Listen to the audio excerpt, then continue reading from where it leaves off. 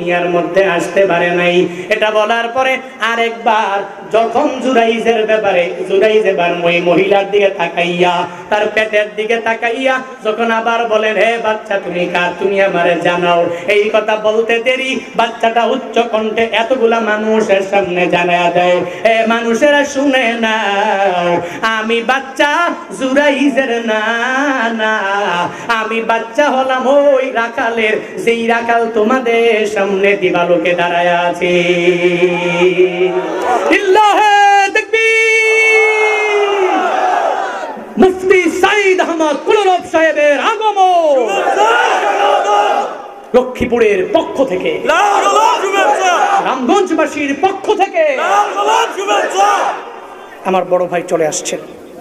মোহাব্বত করেন না, ওরে কিছু করেন না।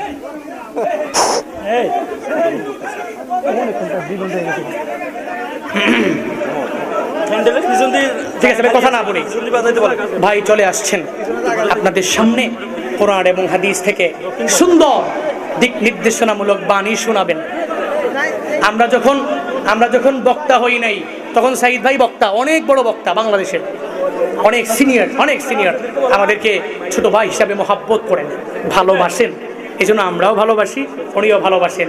আমাদের ভালোবাসা আল্লাহর জন্য হোক, সকলে পড়ি আমিন। কথা বলবেন, আপনার ধৈর্য সহকারে আরামের সহিত বসবেন। যতক্ষণ কথা বলবে ধৈর্যের সাথে আমলের নিয়তে শুনবেন। আখিরি মুনাজাত দিয়ে আমরা সবাই বাড়ি যাব, বলি ইনশাআল্লাহ, বলি ইনশাআল্লাহ। আখিরি মুনাজাত দিয়ে বাড়িতে যাওয়ার তৌফিক আল্লাহ পাক দান করুন, সকলে পড়ি আমিন। আমরা সুদি লেনদেন করব না, হ্যাঁ, ঘুষ খাবো না। আমাদের ইনকাম হতে হবে হালাল, আমাদের রিজিক হবে হালাল। মা বাবার থেকে দোয়া নিয়ে ইন ফিউচারে আগায় যাব।